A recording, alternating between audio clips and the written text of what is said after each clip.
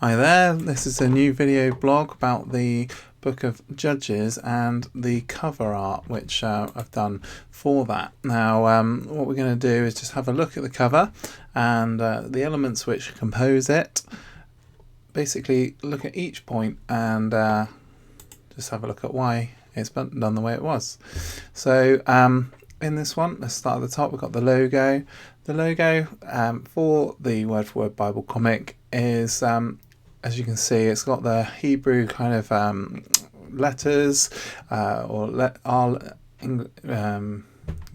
letters which have the Hebrew style. So the first letter, which is W, is a shin. So the other letters, of course, are not much similar to the Hebrew letters, but the idea being that it conveys that each of the comics is based on the Hebrew, that it's a reliable translation rather than just a translation from a comic which follows the English.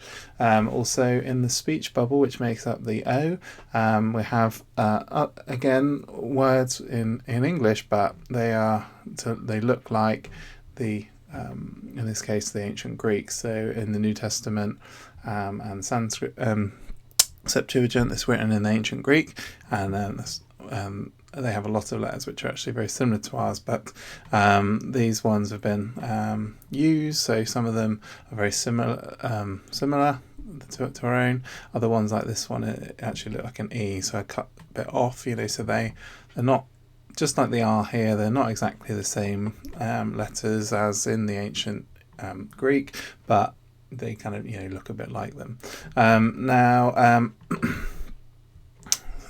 So that's the logo. Moving down in the background, you can see that there is all the ancient images.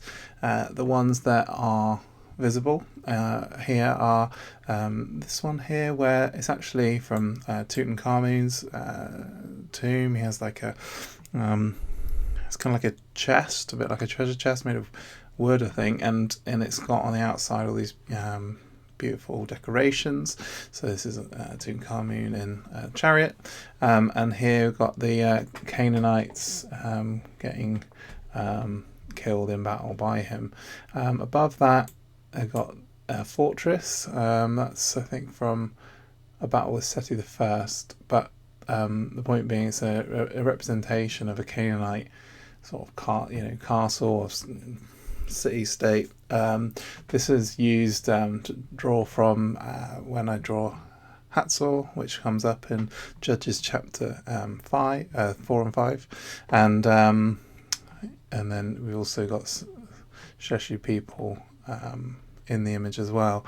Over here, there's some more Sheshu, which they're the people whom they're the kind of Bedouin people of the time, and so they are the ones that people, archaeologists, historians often believe are the ones that are actually like either the Hebrews or the Edomites, or the Moabites and all that, because to the Egyptians it seems that they didn't make massive distinction. They're just like Bedouin people who live over in Canaan.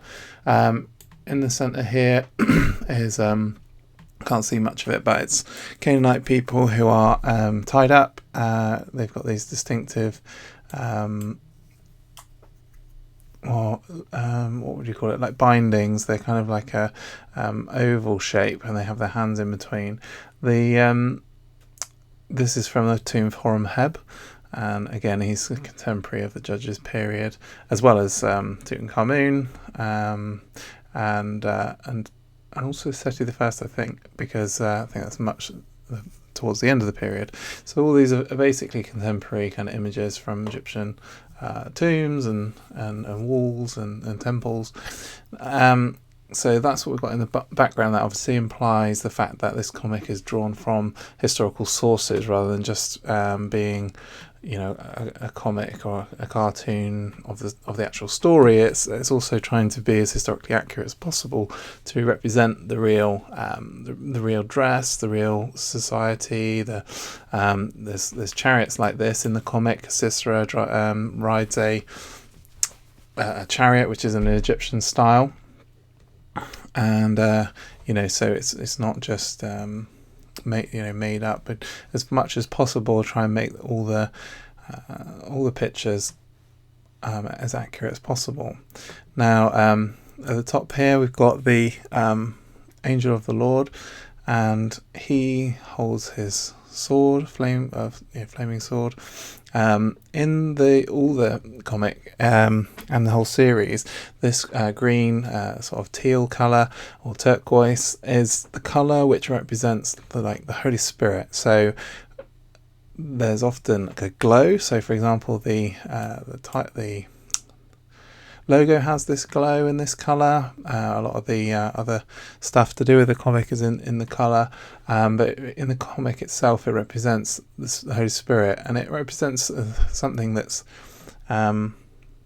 there but not seen. So it's a spiritual thing. So again, in the eyes here of Debra, they're green. Now, in real life, of course, her eyes wouldn't have been green or like that, or changed in any way, but in the comic it's represented by the fact that the Spirit is moving through her. So she, being a prophet, she sees the Spirit, so sees with prophecy and things like that. So her eyes are kind of filled with the Holy Spirit in that sense, and then the flames in the sword, again, color of the sort of the power of the Holy Spirit, and the actual angel of the Lord is kind of bathed in this kind of color as well, because again, to represent the same thing. So what can we say? That's him. He comes up throughout the whole of the Old Testament. It's interesting, actually, that he comes up repeatedly in the Book of Judges, and so it's quite nice that all the other characters kind of are young, and then they're old, and then they die, and then they're taken over by the next generation who are young, and they're old, and then they die. And the angel of the Lord keeps coming back, but over a space of hundreds of years, and obviously still looks the same. And he'll show up in Genesis, of course, and Joshua, and just going forward into the later parts of the Old Testament. And it gives a nice consistent feel that he always is the same. Moving down the image, we've got here, this is Gideon, and what I've done with Gideon, this is obviously he's poised at his most dramatic moment in his story. He holds a torch in his hand with standard fire, not spiritual fire. In his other hand is a horn,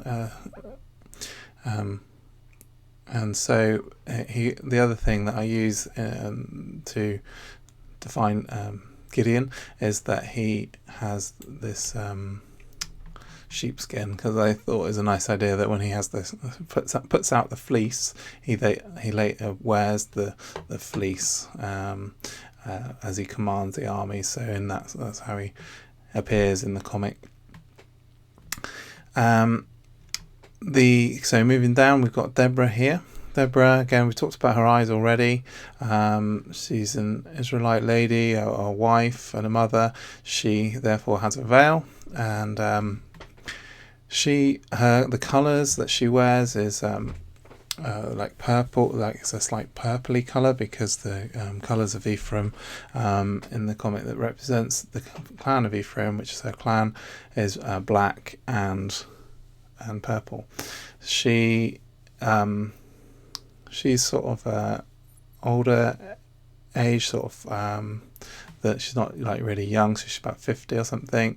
And the last thing to say about her in this picture is here she has a little brooch, and with the little brooch, it's something where I've drawn it and I've thought, probably nobody will ever know why she wears this brooch, but it's a little bronze pin that's holding her veil on, and it's a little honeybee, and basically because Debra, the name, means bee, and obviously when I drew it, I didn't really think many people would kind of know that. But then, of course, there are lots of ladies who will read this comic who are called Debra and therefore know what the name means, of course. So hopefully, people will pick that up. The style of the honeybee that's drawn there is also again drawn from an ancient Egyptian representation of the honeybee from a tomb, and you might be wondering why all the sort of Egyptian representations, why not Canaanite ones or whatever. Well, for a start, the Canaanites don't actually make very much, well, they haven't left behind any lots of images. There are some, but not many, and so we generally use Egyptian. But it's not just a cop out. In this time period, the whole of the land is actually still, especially at the start, is under the dominion of Egypt still.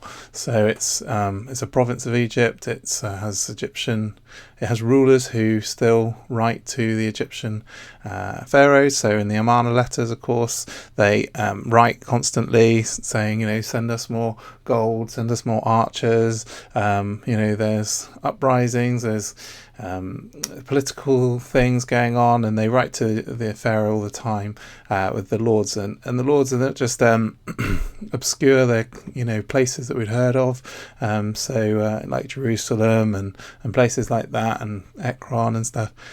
So it's quite interesting. But the point being that it is an Egyptian province, so the Egyptian style is very likely in the area. Next we've got Sampson here in the middle, and he is obviously covered in blood. This is the point after he's used the two ox, the jawbone of an ox, to kill 1,000 Philistines, and of course, when one does that, one might get a spot of blood on them. So he has got the blood on him there, and this is something which we did a blog about recently, whether or not it was right to have it on the cover, because inside, of course, in the story he gets a lot of blood, but whether it's right on the cover to have him covered in blood was another matter. So there's a little blog when we do a reprint of the comic, whether or not it should be different, and there are some different options and stuff like that. I'll link that down below. You can have a read of that if you're interested. Got the bodies of the Philistines down below. They're wearing the armour. We know what the Philistines look like because they, again, are recorded in Egyptian tombs. In this case, in Ramses III's tomb, when they sea people, the Philistines are part of the sea people, attack Egypt, and then they depict them in a big sea battle with Egypt, and then later they also serve the Egyptian pharaohs as guards and stuff. So they're often depicted. So we know what Egyptians look like pretty well. Round shields like over here, and heavy armour, and helmets and all that stuff. So that's that. But I didn't really say much about Sampson. He has, you can see he's got these sort of what people might say is a bit like dreadlocks, whatever. He's got these braids, and that's because he actually says in Judges 16, I guess, he says to Delilah, the secret of his strength is in the 7 braids of his hair, and that she binds them into the loom, that he'll be powerless. So of course we know that he has these sort of 7 braids. Now I've done them, as I say, kind of over his whole head, and he's got very, very long hair, of course, because he never cuts it, because he's a Nazarite, and also he doesn't have a beard. When I actually first designed Sampson for the first part of the story, he did have a little beard. I tried to draw him as I tried to convey the fact that he was sort of 16 or that sort of age, and I drew him a beard, but actually I drew the beard too big, so it didn't really look the right age. So in the end I decided, of course, that it'd be better if he didn't have a beard. He's too young to have grown one yet, because all Israelite men have beards, but yeah, he's young, so it conveys the fact that he's quite young at this point. He could be sort of as young as 13 or up to sort of 16, 17. He's not married, because you know that from the story. He's still kind of living with his parents and that sort of thing, so it gives you the impression of his age. So yeah, that's why he's sort of clean shaven or has no beard. His sash, we talked about the colours of Debra. His sash is blue, although you can't quite tell because it's red, you know, under a red filter here, but he wears a dark blue sash because the colour of Dan is dark blue. His sash has little snake embroidery on it because their symbol or emblem is a snake. Yeah, I think that pretty much covers him. So the final point is that about over here we've got the Paleo Hebrew, so people often ask about that, and it actually says the first line of the book of Judges, which is after the death of Joshua, so that's the same as you got on here, and so it reads from this side to that side. It says Joshua here, so it's after the death of Joshua, after the death over here. Oh yeah, what I want to say about that was, so it's there because that's the type of writing that they had at the time, so again it's a link to the historical accuracy, but also it's funny because I thought, again, like, nobody's ever going to know that that's, or you know, what it is, or be able to understand it or anything, but as soon as I sent out, because I did a Kickstarter, so the people who backed the Kickstarter got a digital version of Judges quite a long time ago, and so I sent it out, and there's only a few hundred people, but of the few hundred people that actually backed it, one of them was like, oh, you know, one of these letters isn't quite right because you know, you can read Paleo Hebrew, and so it just goes to show that getting these things right, there are people who are going to really appreciate the details, even though for most people it's just going to go completely over their head. And so I sometimes think, you know, what's the point of putting in all this detail? It is research, but you know, you can't put it in afterwards, so you have to put it in at the start. So hopefully, you know, these things will be of benefit, and you know, and really, you know, be worthwhile effectively. So that pretty much concludes the video. I hope you've enjoyed it, finding out a bit more about the project and, you know, the artwork and stuff like that. Please go to the website. You can see the blog there, you can read more about it, you can read all about the different elements, historical accuracy, the unabridged, the untamed nature of the comic, and you can also buy a copy, of course. So go to the website, get yourself a copy, sign up for the newsletter, and we'll see you in the next video. Cheers, bye.